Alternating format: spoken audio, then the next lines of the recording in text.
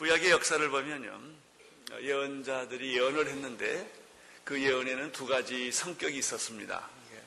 첫째는 그 예언의 성격이 심판과 형벌을 선언하는 그런 예언입니다. 이스라엘 백성들이 하나님 앞에 범죄를 하고 그리고 더 이상 하나님의 백성으로 살아가지 못했을 때 하나님은 그들을 강대국을 시켜서 포로로 잡혀가게 하고 나라를 빼앗기고 성전을 빼앗겨서 결국 하나님의 백성이지만 수치를 당하고 심판을 받는 그런 예언입니다. 이것이 예언자들의 예언의 성격입니다. 두 번째 예언자들의 성격은 포로로 잡혀가서 수치를 당하고 어려움을 겪지만 그러나 하나님은 결코 이스라엘 백성들을 버리지 않았다. 하나님이 심판하시고 형벌하는 것은 망하게 하기 위해서가 아니라 다시 회복하기 위하여, 노아의 홍수는 인류를 멸망시키기 위하여 무지개를 통하여 역사의 구원을 위하여 주신 것처럼 나는 너를 결코 버리지 않았다. 이런 예언입니다. 이런 메시지가 이사야나 예레미야나 에스겔이나 이런 모든 예언자들에게 나타납니다. 오늘 우리가 보는 이사야 40장의 예언은 1장부터 39장까지는 심판을 예언하는 말입니다. 아주 힘이 들고 어렵고 고통스럽고 그렇습니다. 여러분, 잘못된다는데 누가 좋아하겠습니까? 야단치는데 누가 좋아하겠습니까? 그러나 40장, 오늘 읽은 40장에서부터는 예언의 성격이 반전이 됩니다. 그렇지만 나는 너를 잊지 않고 내가 너를 버리지 않고 내가 너를 포기하지 않고 나는 너를 구원할 것이고 너를 회복시킬 것이고 너를 축복의 도구로 삼을 것이다 라는 예언이 오늘부터 나오기 시작을 합니다. 나는 오늘 여러분의 고난을 겪는 삶 속에 하나님의 회복의 예언이 나타나기를 축원합니다. 나는 우리 민족이 지금 너무 고통스럽지만 이 고통이 지난 다음에 회복과 축복의 예언이 우리 민족에 나타나기를 원하는 것입니다. 이사야 40장 1절 2절을 보시면서 이 예언이 어떻게 시작되는가를 우리가 함께 보기를 원합니다. 40장 1절 2절의 말씀을 같이 읽겠습니다. 시작. 너희 하나님이 가라사대 너희는 위로하라. 내 백성을 위로하라. 너희는 정다이 예루살렘에 말하며 그것에 외쳐 고하라. 그 복역의 때가 끝났고 그 죄악의 사함을 입었느니라. 그 모든 죄를 인하여 여호와의 손에서 배나 받았느니라. 아멘. 유다를 향한 예수님의 하나님의 심판은 바벨론의 포로라는 내용으로 나타납니다. 그러나 하나님은 바벨론 포로 속에 이스라엘 백성들을 영원히 두시지 않으셨습니다. 하나님은 그 예루살렘의 회파, 여러분 사람에게는 누구든지 수치스러운 것이 있어요. 이걸 건들면 수치스러운 게 있어요. 이스라엘 백성들이 가장 치욕스러운 것은 나라를 빼앗긴 것보다 더 큰 수치는 예루살렘 성전을 빼앗긴 것입니다. 그러나 이미 예루살렘 성전은 다 회파되었죠. 그런데 하나님의 회복의 음성이 들리기 시작합니다. 오늘 보니까 세 가지가 있어요. 첫째는 하나님이 말씀하십니다. 이사야에게 고난 중에 있는 내 백성을 위로하라. 내 백성을 위로하라. 나는 결코 너를 잊지 않았다. 나는 결코 너를 포기하지 않는다. 나는 계속해서 너를 사랑할 것이고 끊임없이 나는 너를 지켜주는 하나님이 될 것이다. 고난받는 나의 백성을 위로하라. 절망 중에 있는 나의 백성을 위로하라. 여러분, 진정한 지도자는 고난 중에 있는 백성들을 위로하는 지도자입니다. 방황하고 갈등하는 사람들 속에 뛰어들어가서 그들에게 희망을 주고 방향을 주고 용기를 주고 하나로 만들어주는 지도자입니다. 이사야는 말합니다. 하나님은 말씀하신다. 희망을 포기한 이스라엘 백성들이 가서 말해라. 희망은 있다. 고난을 당하는 내 백성에게 말해라. 고난은 계속되지 않는다라는 것입니다. 두 번째입니다. 첫째는 내 백성을 위로하라는 것이고요. 두 번째는 예루살렘에게 부드럽게 말해라 하는 거죠. 보통 힘든 말을 할 때는요, 부드럽지가 않습니다. 말도 표정도 언어도 다 거칠어집니다. 그러나 오늘 성경은 말합니다. 예루살렘에게 내가 예언할 때 정답게 아주 부드럽게 이야기를 하라. 성벽은 회파되고 성전은 함락됐고 하나님의 도성 예루살렘은 상처를 받고 치욕을 당했지만은 그러나 나는 이 성전을 영광스럽게 회복을 시킬 것이다. 하나님의 영광은 다시 찾아올 것이며 많은 사람들은 이곳에서 예배를 다시 드리게 될 것이다. 나는 이곳에서 너를 만나 줄 것이다. 부드럽게 이 기쁜 소식을 전하라. 크게 외쳐라. 그리고 빨리 전해라. 이거예요. 크게 외쳐라. 빨리 전해라. 기쁜 소식을 전해라. 도스토옙스키 작품 가운데 사형 선고를 당하는 사람, 이 목에 밧줄이 들어가는 사람에게 말이 전령이 갑니다. 사형을 중지하시오. 당신은 사면되었어. 마치 죽음 직전에 사면령을 받는 것 같은 소식이라는 것은 이런 긴급성이 있습니다. 그냥 오늘 전해도 되고 내일 전해도 되는 게 아니라 지금 전하지 않으면 그 사람은 사형 선고 집행이 당하기 때문에 사형 선고 집행을 하기 전까지 급히 달려가서 이 기쁜 소식을 전하는 것입니다. 그러면 내 백성을 위로하고 예루살렘에게 부드럽게 말하는 그 내용은 무엇입니까? 무엇을 전하라는 말입니까? 그것이 세 번째 오늘 메시지인데요. 첫째는 복역의 때가 끝났다라고 하는 거예요. 이 말이 얼마나 좋은지 모르겠어요. 그 형기를 다 살고 마지막에 다 살면 이제 감옥의 문을 열고 나오지 않습니까? 당신의 형기는 다 끝났다 이거예요. 할렐루야. 당신의 고난의 때는 다 끝났다. 이제 이스라엘이 겪어야 할 심판의 시간은 다 지나갔다. 복역의 때가 끝났다. 근데 고통을 겪을 때는요, 이게 계속될 것 같아요. 고난 겪는 사람의 고통은 뭐냐면 고난이 스톱되지 않는다는 느낌이에요. 고난은 파도처럼 계속 오고 또 오고 또 온다는 생각 때문에 힘이 든 거예요. 그런데 하나님의 메시지는 무엇입니까? 고난의 때가 끝났다. 내 복역의 때는 끝났다. 두 번째입니다. 그리고 내 죄는 용서함 받았다. 할렐루야. 당신이 실수한, 당신이 저지른 그 범죄는 끝났다 하는 거예요. 내 죄는 용서함을 받았다. 세 번째는 그 죄로 인하여 여호와의 손에서 너는 갑절이나 더블로 받게 될 것이다. 그러면 오늘 이 말씀을 통해서 우리가 배우는 게 있어요.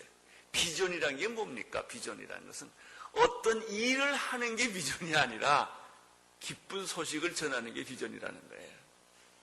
기쁜 소식을. 여러분, 구원은 내가 무슨 일을 하는 게 아니라 하나님의 하신 위대한 구원의 일을 내가 받아들이는 게 구원이에요. 구원은 내가 만들지 않습니다. 하나님이 이루어 놓으신 구원을 내가 받아들이는 것입니다. 여러분, 구원은 기쁜 소식을 전하는 것입니다. 하나님으로부터 오는 그 복되고 기쁘고 희망적인 그 메시지를 전하는 것입니다. 복역의 때는 끝났고 내 모든 죄는 사여졌고 그리고 더블로 온다. 더블로. 이런 이야기입니다. 구약시대 이스라엘 백성들이 받았던 회복과 회복과 희망과 부흥과 이런 축복은 먼 훗날 신약으로 예언이 됩니다. 여러분, 오늘 메시지가 이사야가 주는 이 회복의 메시지, 이 이사야가 주는 기쁜 소식의 메시지, 이 소식을 빨리 내 백성, 고난 중에 있는 내 백성에 위로하고 예루살렘에게 부드럽게 이 얘기를 해서 회복의 때가 끝났고 내게 죄가 사함을 받았고 하나님 너에게 은총으로 축복으로 임한다는 이 메시지가 구약으로 끝난다면 무슨 의미가 있겠어요? 그 구약의 이 메시지는 오랜 세월이 지난 후에 신약으로 연결되는 것입니다. 그리고 신약에 오는 메시지는 무엇입니까? 인류의 구원할 메시아가 온다. 이 인류가 저지른 모든 죄악의 벽을 뚫고 저주를 뚫고 심판을 뚫고 인류를 구원할 메시아가 먼 훗날에 오신다 라고 하는 것이 오늘 이사야가 예언한 예언의 궁극적인 목적이에요. 3절, 4절, 5절을 같이 읽겠습니다. 시작. 외치는 자의 소리여 가로되 너희는 광야에서 여호와의 길을 예비하라. 사막에서 우리 하나님의 대로를 평탄케 하라. 골짜기마다 더디워지며 산마다 작은 산마다 낮아지며 고르지 않는 것이 평탄하게 되며 험한 것이 평지가 될 것이요 여호와의 영광이 나타나고 모든 육체가 그것을 함께 보리라. 대저 여호와의 입이 말씀하셨다. 자, 1절 2절에서는 내 백성을 위로하라. 예루살렘에게 정답게 말해라. 복역의 때가 끝났다. 내 죄는 용서함 받았다. 라는 회복의 메시지가 시작됐는데 이것이 3절 4절에 가면은 무슨 메시지로 변하는 줄 아세요? 세례 요한이 신약에서 광야에서 외치는 메시지로 탈바꿈을 하는 거예요. 벌써 2000년의 세월을 천몇백 년의 세월을 뛰어넘어서 이 메시지는, 회복의 메시지는, 축복의 메시지는, 부활의 메시지는 지금 다가오고 있는 것입니다. 이 3절 4절은 우리가 마태복음이나 사복음서에 나타나는 대로 세례 요한, 여자가 낳은 중에서 가장 위대한 사람이었던 세례 요한이 광야에서 메뚜기와 석청을 먹고 허리띠를 띠고 약태 털옷을 입고 그리고 찾아오는 사람들아 독사의 자식들아 회개하라 하나님의 나라가 가까웠느니라 라고 외치면서 예수님이 이 세상에 오는 길을 미리 닦아주셨던 인류의 메시아인 예수 그리스도가 이 세상에 오실 때 미리 오셔서 선구자로서 길을 닦아주었던 세례 요한의 모습이 어디 있냐면 이 이사야 40장 3절 4절에 있는 말이에요. 외치는 자의 소리요. 세례 요한은 광야에 외치는 소리였습니다. 너는 광야에서 여호와의 길을 예비하라. 세례 요한은 예수 그리스도께서 하나님의 아들로서 이 세상에 인류의 구원자로서 예수님이 오실 때 예수님의 길을 예비한 사람이 누구였냐면 세례 요한이었다고요. 이게 여기 있는 거예요. 놀라운 거예요. 외치는 자여 저의 소리여 너희는 광야에서 여호와의 길을 예비하라. 사막에서 우리 하나님의 하이웨이 골목길을 대로로 만들어라. 할렐루야. 우리 주님이 인류의 구원자로 왕으로 우리 주님이 오신다. 그분이 오신다. 이게 이제 크리스마스 전에 대강절 준비하는 겁니다. 주님이 오신다. 하나님이 오신다. 마리아의 몸에서 태어나서 말구유에서 태어나신 그분이 인류의 구원자로 십자가를 지기 위해서 오시는 것이다. 그분을 준비하는 사람이 누구였냐면 세례 요한이었고 구약의 회복의 메시지가 바로 예수 그리스도의 오심의 메시지와 여기서 연결되고 있는 거예요. 골짜기마다 더두어졌다. 산마다 작은 산마다 낮아집니다.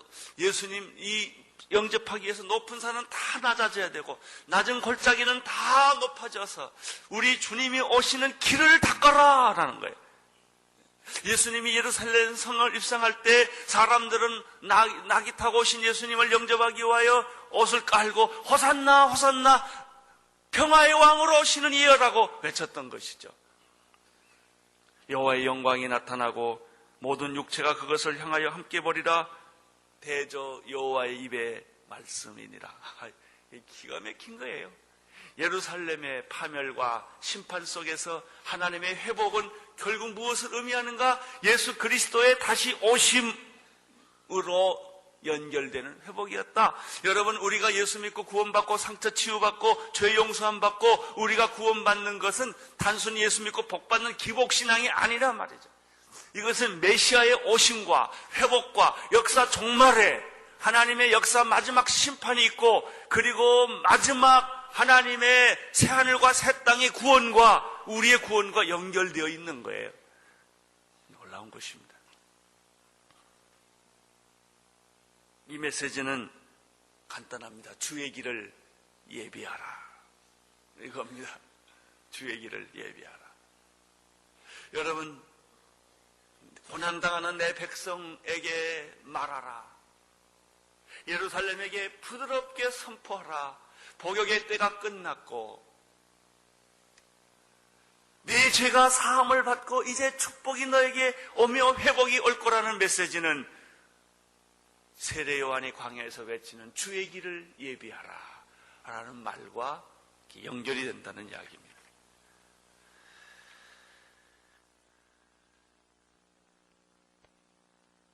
구약의 비전은 메시아를 바라보는 것입니다. 구약의 비전. 창세기에서부터 말라기까지 모든 구약의 말씀과 율법과 예언과 역사는 하나의 비전을 가지고 있었습니다. 그것은 인류의 구원자 예수 그리스도 메시아가 오신다. 그분을 대망하라. 아브라함도 이삭도 야곱도 요셉도 모세도 여호수아도 많은 예언자들이 그들이 가졌던 비전은 무엇입니까? 잘 먹고 잘 살고 전쟁에서 땅을 크게 만들고 부강한 나라를 만드는 게 아니에요. 여러분, 우리 대한민국의 비전은 부강한 나라 만드는데 제한되지 않습니다. 통일이 아니에요. 그걸로 제한시키지 마세요. 우리의 비전은 하나님의 나라를 이루는 것입니다. 여러분, 민족 하지 마세요. 우리 민족 하면 다른 사람은 다 자기 민족 얘기해요.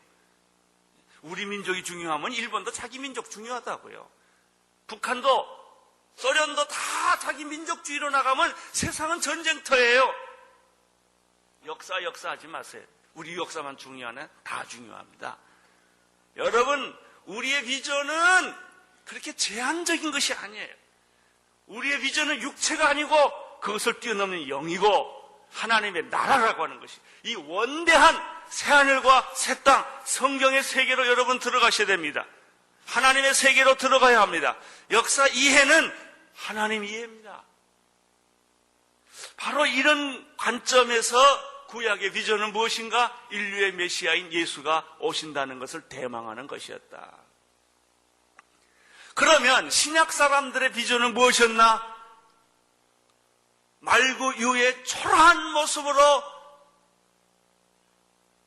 이 땅에 오신 예수 그리스도, 태어날 곳이 없어서 사관을 빌려서 말구유에 오셨고 그의 삶은 33세였고 그의 운명은 십자가에 죽었던, 누가 봐도 흠모할 만한 부러울 것이 세상적으로 하나도 없었던 그분 메시아를 준비하고 받아들이고 환영하는 것이 비전이에요. 그게 비전이에요. 우리가 잘 먹고 잘 사는 게 비전이 아닙니다. 신약 사람들의 비전은 메시아를 기다리는 것이었고 메시아를 영접하는 것이었고 메시아를 선포하는 것이었다. 사도 바울은 갈라디아서 2장 22절에서 이렇게 말을 합니다. 내가 그리스도와 함께 십자가에 못 박혔나니 그런즉 이제는 내가 산 것이 아니요 오직 내 안에 그리스도께서 사신 것이라. 이제는 내가 육체 가운데 사는 것은 나를 사랑하사 나를 위하여 자기 몸을 버리신 하나님의 아들을 믿는 믿음에서 사는 것이니라. 살아도 주를 위하여 죽어도 주를 위하여. 그는 유태인이었지만 바리새인이었지만 그의 종교적 전통과 민족적 자긍심을 다 버리고 그는 이방인들을 위하여 자기 생애를 헌신했어요. 이게 비전이에요. 비전은 자기 민족도 버리는 거예요. 비전은 자기 종교도 버리는 거예요. 하나님의 나라를 위하여. 이게 비전의 사람이에요. 이게 성경의 비전이에요. 사도 바울은 그래서 다메섹 도상에서 이 예수를 만난 이후에 그는 지금까지 그를 찾아봤던 구약의 모든 종교와 율법을 버리고 예수 그리스도의 종이 되어서 그의 생애를 예루살렘과 유대와 사마리아와 중앙아시아와 유럽을 전전하면서 마지막에 그는 사바나까지 기다리면서 그가 살았던 삶의 현주소는 교도소였다 이거예요. 그는 자기 집이 없었어요. 그는 결혼도 하지 않았어요. 그는 말 한 필에 의지해서 배를 타고 그는 중앙아시아 무대를 돌아다녔고 왜 그랬을까요? 비전 때문에. 이 하나님이 주신 그 하나님 나라에 대한 영광스러운 그 비전 때문에, 그가 메시아를 만났던 그 비전 때문에 그는 그렇게 산 거예요. 그것이 신약이에요. 그게 초대교회예요. 그게 사도행전이에요. 사도행전에 이런 교회가 어디 있어요? 온누리교회 같은 게 없어요. 그들은 다 뿔뿔이 흩어졌어요. 핍박을 받았어요. 고난을 겪었어요. 우리의 문제는 예수 믿고 좀 잘 살아보겠다는 데 문제가 있는 거예요. 복 받고 잘 살고, 그래서 내 새끼 잘 되고, 내 직장 잘 되고, 자기 울타리를 벗어나지 못하고, 모든 게 자기 중심주의. 그러나 신약의 사람들은 한 사람도 그런 사람이 없어요. 참 역설적, 논리적 모순이죠. 우리는 바울을 좋아하고 우리는 바울 같지 않고,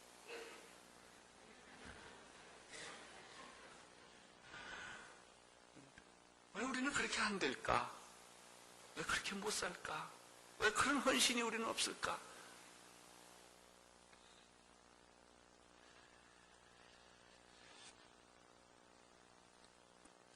진정한 비전이란 인류의 메시아인 예수 그리스도를 바라보는 것이며, 그분을 환영하는 것이며, 그분을 영접하는 것이며, 그분을 전하는 것이다. 교회 짓는 게 집 짓는 게 어찌 비전이에요. 교회를 세우는 건 비전이에요. 네, 교회 세우는, 복음을 전하는 것, 이건 비전이에요. 기쁜 소식을 전하는 것. 그러면서 그 중간에 오늘 말씀을 보면 우리한테 이런 질문을, 전혀 다른 질문을 던져요. 인생이란 무엇인가? 나는 유행가 가사 가운데 제일 좋은 게 인생은 나그네 길, 최우준 씨가 부른 노래가 제일 좋더라고요. 인생은 잠깐 보이다가 없어지는 안개와 같은 거다. 들에 핀 풀과 같고 꽃과 같은 거다 라는 얘기를 6절, 7절, 8절에서 이야기합니다. 자, 이게 오늘 말씀의 전개를 잘 보십시오. 1절, 2절, 3절, 4절, 5절, 6절, 7절, 8절, 여기에 이렇게 묘하게 연결되어 있습니다. 자, 6절, 7절, 8절을 같이 읽겠습니다. 시작. 내가 무엇이라 외치리까? 가로되 모든 육체는 풀이요 그 모든 아름다움은 들의 꽃 같으니, 풀은 마르고 꽃은 시듬은 여호와의 기운이 그 위에 불미라. 이 백성은 실로 풀이로다. 풀은 마르고 꽃은 시드나 우리 하나님의 말씀은 영원히 있습니다. 인생이 뭐냐?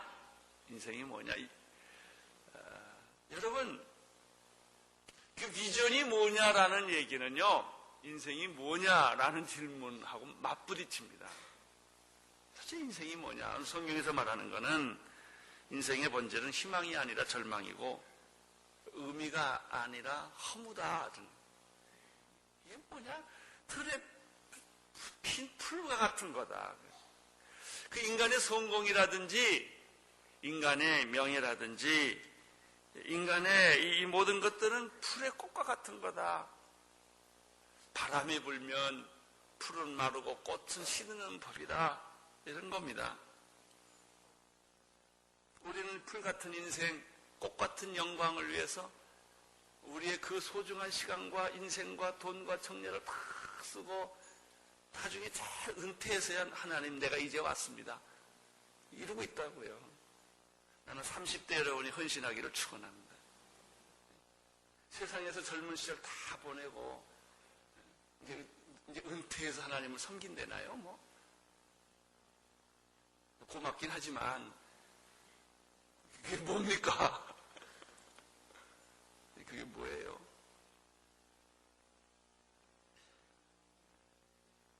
여러분, 나는 우리 오늘 이렇게 30, 40대 사람 많은 걸 정말 좋아하고, 이 젊은 시절 와서 그들이 교회 와서 눈물 흘리고 30대부터 인생의 허물을 노래한다는 건 좀 비극이지만, 그래도 그 사람들이 선교지로 떠나는 그 몸, 우리 교회 30, 40대 목사들이 다 그런 마음이 있어요. 우리 지금 목사님들 다 선교지 가고 싶은 마음들이 있어요. 할 수 없이 내가 붙잡으니까 교회 붙잡혀 있지. 그런 마음, 떠나고 싶은 마음. 여러분, 풀 같은 인생, 꽃 같은 영화. 봄바람이 불면 꽃이 피는 것 같지만 가을바람 불면 다 시드는 것, 다 땅에 낙엽처럼 지는 것, 그것이 인생이라는 거예요. 그 참 이사야 보면 참 재밌어요. 이런 막 예언을 하다가 또 아주 그 인생 철학론이 여기에 이렇게 쭉 개입이 돼요. 그래서 결론이 났습니다. 결론이 났어요. 9절이에요, 결론이.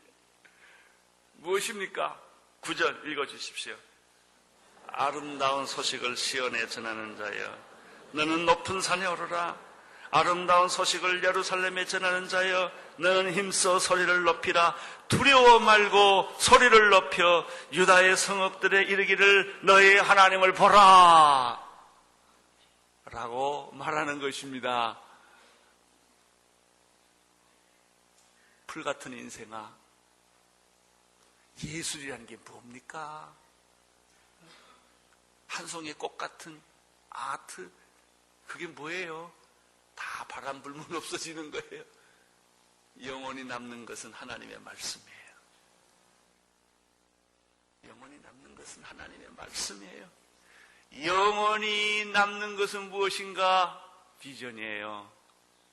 아름다운 소식을 전하는 자여, 시온에 전하는 자여, 아름다운 소식을, 시온의 회복, 예루살렘의 회복 때문에 아름다운 소식을 전하는 자여, 너는 높은 산에 오르라.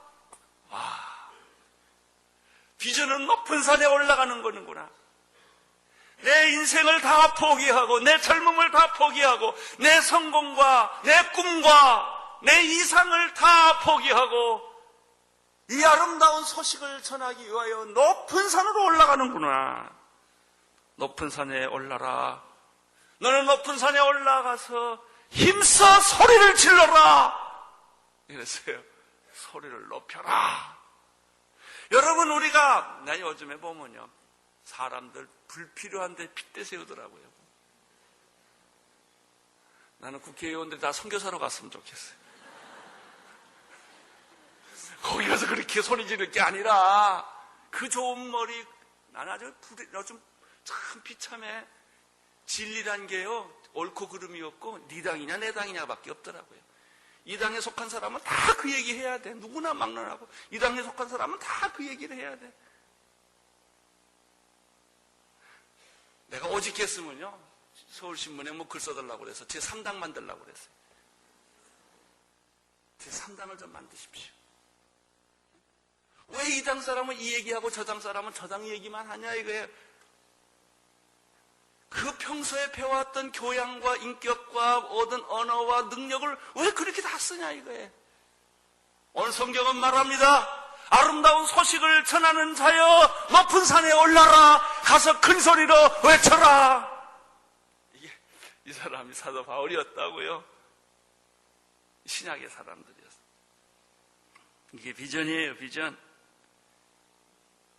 비전은 이 세상에서 가장 아름다운 이름 예수, 그 이름을 전하는 거고요.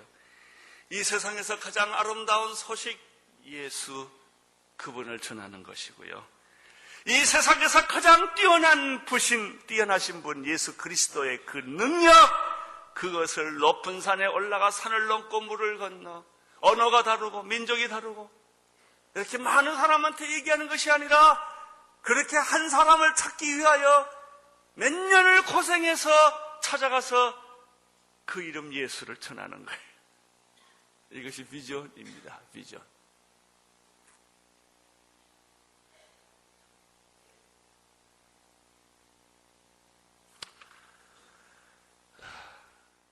얼마나 아름다운지 모르겠습니다. 저희들 인공위성을 날리는 것은 5대양 6대주의 섬에 사람이 갈 수 없는 데까지라도 서번하러 가고 싶은 심정으로 복음을 전하려는 하나의 열정이에요. 그런 안타까움이에요. 우리가 선교사를 훈련시켜서 보내려고 하는 게 다 그런 거예요. 선교지의 교회를 무너져가고 쓰러져가고 상처받은 사람들을 찾아가서 하려는 것은 다른 게 아니에요. 높은 산에 올라가서 이 메시지를 전하라고 하는 이 이사야의 그 비전이 오늘 우리에게 전달됐기 때문에 그런 거예요.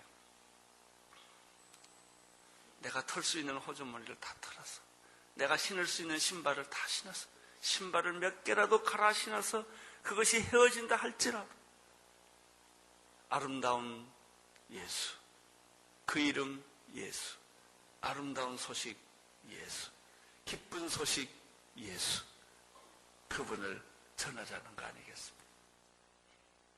그것이 비전입니다. 10절, 11절을 읽어주십시오. 시작. 보라, 주 예수께서 장차 가난한 자로 임하실 것이 친히 그 팔로 다스릴 것이라.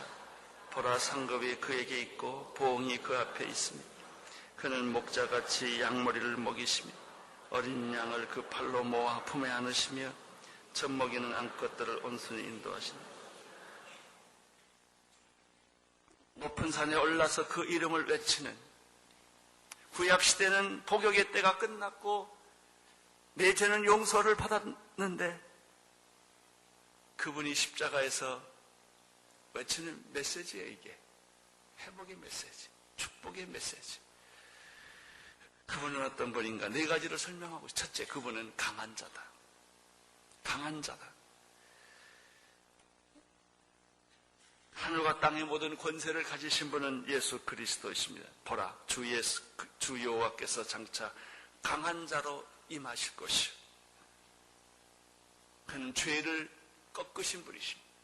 사탄의 세력을 꺾으신 분입니다. 죽음의 세력을 꺾으신 분이십니다. 그분은 강하신 분이십니다. 둘째, 그분은 통치자이십니다. 보라, 주 예수께서 장차 강한 자로 임하실 것이요 친히 그 팔로 다스리리라. 예수님은 역사를 통치하시는 분이시요 다스리시는 분이십니다. 그는 역사의 주인이십니다. 인류의 왕이십니다. 우리는 그분의 통치하에 있고 그분의 다스림 안에 있는 것입니다. 할렐루야. 그분이 오실 것이다. 그분은 강함으로 임재할 것이며 통치와 다스림으로 임할 것이며, 셋째, 그는 상급과 보상을 주시는 분이시다. 그는 단순한 진리거나 단순한 빛이거나 단순한 생명이 아니다. 그분은 상급을 주시는 분이시고, 그분은 응답해 주시는 분이시고, 그분은 인격이시고 역동적인 분이시고 우리와 대화하는 분이시고, 생명이라는 말보다 생명을 주시는 분이신 것입니다. 그는 자기를 찾는 자에게 응답하시고 자기를 따르는 자에게 상급을 주시는 분이시다. 마지막으로 네 번째, 그분은 목자이시다. 목자는 양을 돌본다. 목자는 양을 지킨다. 목자는 양을 인도한다. 푸른 초장과 잔잔한 시냇가로 인도하시는 분이시며 사망의 음침한 콧자기를 다닐지라도 우리를 벗어나게 하는 분이시며 들의 악한 짐승들이 무섭게 양을 공격할 때 그 양을 짐승과 싸워 지켜주는 사람이 목자였던 것처럼 오늘 우리 시대의 목자, 방황하는 영혼들 앞에 있는 목자, 그분이 예수 그리스도이시다. 그분은 강함으로 임재하실 것이며 통치하심으로 다스릴 것이며 그는 우리에게 상급을 주시고 응답을 해주실 것이며 그분은 우리를 보호해 주시는 분이 예수 그리스도이시다. 그분의 소식을 전하라. 그분의 이름을 높여라. 높은 산에 올라가서 큰 소리로 외치면서 그분의 이름을 선포할지어다. 이것이 비전입니다. 나는 이사야가 본 비전, 오늘 우리 시대의 비전이라고 믿습니다. 우리가 가야 할 길이라고 믿습니다. 사랑하는 성도 여러분, 오래 엎드려 있는 새가 높이 날고 높이 나는 새가 멀리 보고 멀리 보는 새가 갑니다. 보는 것만큼 갑니다. 보지 않는 세계를 어찌 갈 수 있겠습니까? 상상하지 않는 세계를 어찌 갈 수 있겠습니까? 비전이라는 것은 하나님이 보여주는 걸 보는 것이고, 비전이란 하나님이 상상하는 것을 상상하게 하는 것입니다. 그것은 백일몽이 아닙니다. 미친 사람의 헛소리가 아닙니다. 생명을 대가로 걸고 하는 것입니다. 나는 오늘 이렇게 이 비전을 주셨다고 믿습니다. 여러분 개인의 각자 삶에도 영원하신 그 이름 예수 그리스도, 아름다운 이름 그 이름 예수 그리스도의 이름이 여러분의 삶에 충만하기를 축원합니다. 기도하겠습니다. 그 이름 예수, 아름다운 이름 예수, 복된 이름 예수, 능력 있는 이름 예수, 우리가 전해야 할 이름 예수, 주여 오늘 그 예수로 하루 종일 충만하게 하여 주옵소서. 예수님 이름으로 기도드립니다.